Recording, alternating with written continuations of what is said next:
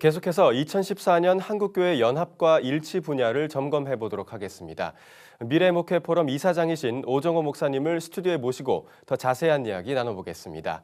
목사님 안녕하십니까? 네, 안녕하세요. 초청해 주셔서 감사합니다. 네, 예. 이 한국교회의 방향성을 제시하는데 미래목회 포럼이 참 중요한 일들을 많이 하고 있는데요. 특히 2014년 한국교회 연합과 일치 어떻게 전망하십니까? 먼저 우리 미래목회 포럼을 사랑해 주시고 또 관심을 가주신 것을 감사합니다. 네. 2014년이라고 하는 것은 2013년의 연속이기 때문에 내면의 각성과 연합과 일체에 대한 새로운 발견이 없이는 2014년에 연장선상에 설 것인 것을 제가 생각합니다.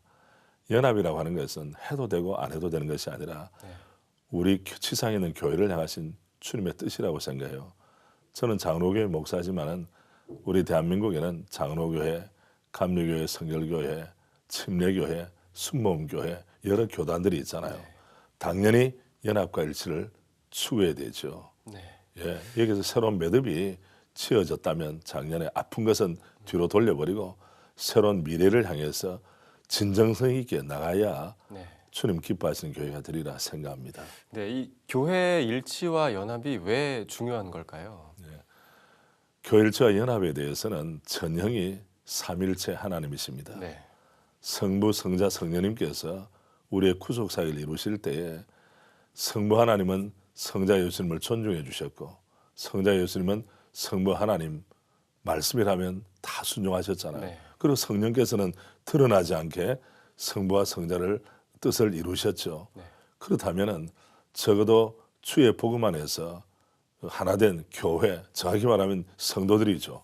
목회자와 성도들이 주 안에서 반목질시한다면 그것은 교회의 원래적인 모습, 본질을 손상시키는 거예요. 네, 맞습니다. 이런 차원에서 삼일체론적인 신학적인 면에뿐만 아니라 현실적으로도 싸우는 교회 누가 오겠습니까? 그렇잖아요. 한 개교회도 마찬가지고요. 이런 면에서 우리 한국 교회가 적어도 민족의 희망이 되려면 내부적인 결속과 연합하는 정신 필요하다고 생각합니다. 이 교회 분열이라는 게 한국 교회가 사회로부터 지탄받는 가장 큰 이유 중 하나이기도 한데요. 왜 한국 교회는 연합하기가 이렇게 어려운 걸까요? 물론 여러 가지 신학적인 문제도 있고 또 어떤 시스템이나 또 조직을 만들다 보면 누가 대표성을 가져야 되느냐 하는 문제가 자피 등장합니다. 뭐 인간성적인 그런 것도 있겠죠. 그러나 궁극적인 면에서는 상대를 존중하고 높이는 마음이 없이 인간적인 생각들을 앞세우다 보니까 이런 갈등이 생기게 되는 거예요. 그러니까 배려하고 또 양보하는 미덕이 필요하죠. 사랑은 배려와 양보로 나타내는 거 아닙니까? 특별히 여기서 제가 말씀드리고 싶은 것은 저는 대한예수교 장로회 합동교단에 속해 있는 목사입니다. 우리 대한민국의 교회는 약 70% 정도가 장로교회입니다. 숫자가 많을수록 목회자의 수가 많고 성도의 수가 많을수록 어떤 면에서는 겸허하게 이것이 세상에서 말하는 세력 과시가 아니라 상대를 정말 존중하고 높이는 그런 마음으로 그런 뜻으로 출발해야 된다고 생각해요. 모든 일들이. 그리 열매 맺지 않겠습니까? 왜냐하면 세상에는 승자 독식이거든요. 그러나 교회 안에서는 승자란 게 없어요. 앞에 있는 사람일수록 섬기는 마음을 가지고 나가야 되겠죠. 특히 또 최근에는 교회협과 또 한기총, 한교연 그리고 또 새 연합기구의 논의가 또 진행되고 있다는 이야기를 들었습니다. 이 새로운 연합기구에 대한 논의 어떻게 좀 보십니까? 새로운 연합기구가 출범을 하기 위해서는 시간적인 요소가 있고요.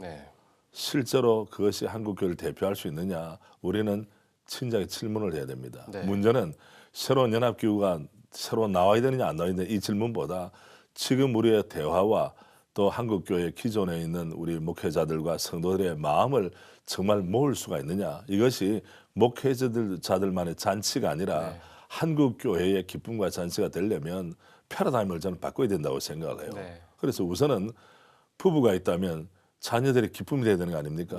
그럼 부부가 갈등이 있다고 해서 하루아침에 갈라서도 되겠습니까? 이런 면에서는 좀 충분한 대화의 시간을 가지고 좀 자제하는 그런 분위기가 필요하다고 생각해요. 저 개인적으로는.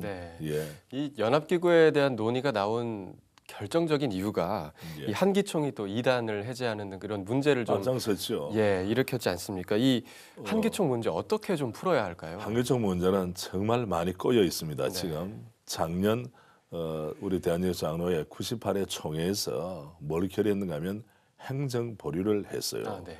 행정 보류를 했다는 것은 인적인 물적인 협력을 금한다는 거 아닙니까? 그러면 왜 합동교단이 지금 한기총의 마지막 남아있던 큰 교단 아닙니까? 네. 그러면 행정 보류를 하게 되느냐? 이것을 심사숙고해서 깊이 생각해야 될 텐데 오히려 행정 보류하게 된 그 원인이 소위 말하는 이단성 있는 집단을 받아들이지 마시오라고 참 충성된 마음을 가지고 그렇게 권면을 했는데도 그걸 일방적으로 파기해버렸죠.